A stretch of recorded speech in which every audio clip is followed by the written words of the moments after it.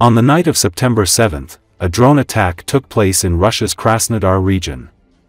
Ukrainian drones struck the Ilsk oil refinery. Local Telegram channels reported the incident. As a result of the kamikaze drone strike, an explosion occurred and a fire broke out in one of the refinery's technological facilities. The plant's employees were evacuated. No information has been reported about casualties.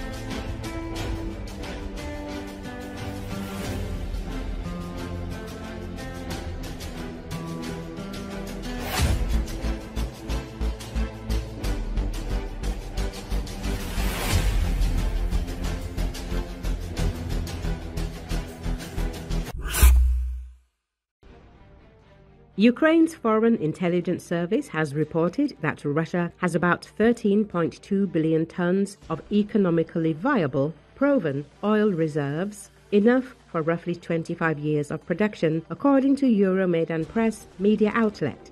Russian oil remains a key source of revenue that funds its military aggression against Ukraine. In 2025, profits from the oil and gas sector account for about 77.7% of Russia's federal budget. According to the International Liberty Institute, the main buyers of Russian oil remain Asian countries, as European markets are largely restricted by sanctions. At the same time, 96% of the subsoil fund has already been allocated, indicating near full utilization of available fields. According to the results of 2024 auctions, one-time payments for hydrocarbon extraction rights amounted to only $50 million, with half the revenue from placer gold mining, a sector less significant for the budget. This signals a sharp decline in investor interest in Russia's oil and gas industry.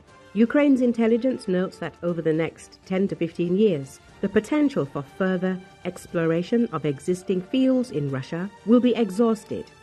Limited funding and the lack of technology to develop hard-to-reach, geologically complex and remote regions undermine Russia's energy and economic security, casting doubt on the long-term stability of its oil and gas sector. Earlier, Euromaidan Press reported that Ukraine disabled 17% of Russia's oil refining capacity through a wave of recent drone strikes targeting key infrastructure. Reuters calculated that Ukraine's strikes have taken out 1.1 million barrels per day of Russian oil refining capacity.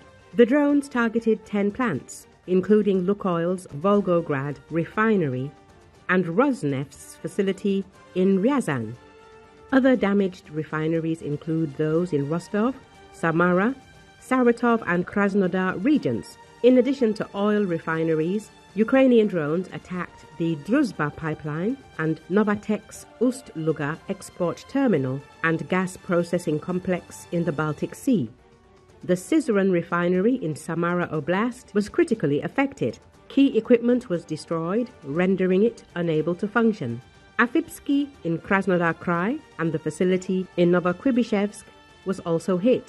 The attacks carried out over the past month have disrupted fuel processing, sparked gasoline shortages, and hit the core of Moscow's war economy as Washington seeks to broker a peace deal. According to Sergei Vakulenko of the Carnegie Russia Eurasia Center, the damaged plants have lost only part of their output. But even limited disruptions can impact supply. He previously worked for Gazprom Neft. Russia depends on oil and gas for a quarter of its budget revenues. This year, it raised defense spending by 25%, reaching Cold War-era levels. Despite sanctions, Moscow continues large-scale weapons production. Still, economic growth has slowed, causing concern in the Kremlin.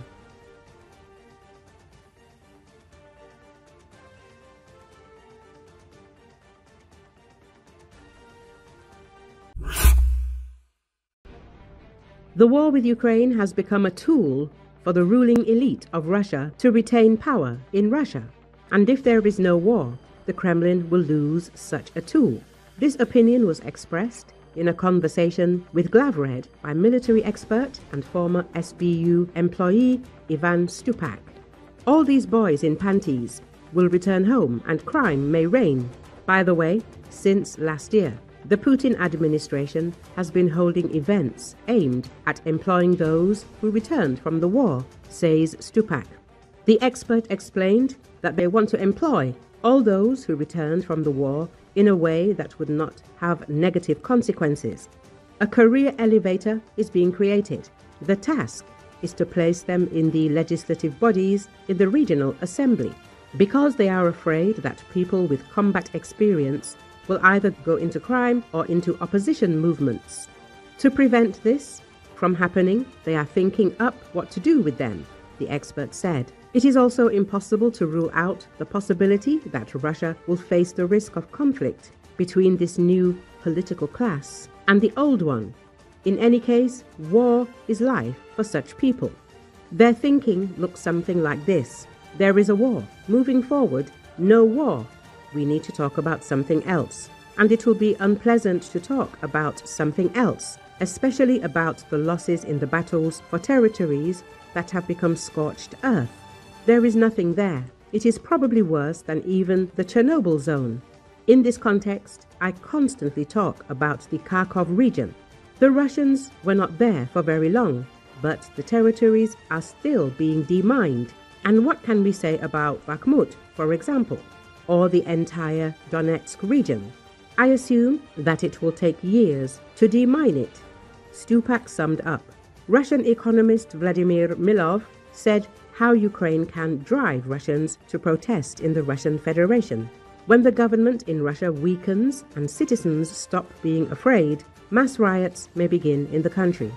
The editor-in-chief, citing economic expert Taras Zagorodny, told whether new protests against the war would take place in the Russian Federation. He explains that in Russia there is a different attitude towards people who fight for money. So attempts to protest against the war, such as the riots of soldiers' mothers in some regions, have ceased. The Standard experts also named the year when Putin might withdraw from the war in Ukraine. Analysts explained that Russian President Vladimir Putin does not take into account the losses in the war in Ukraine, but he may soon be forced to stop.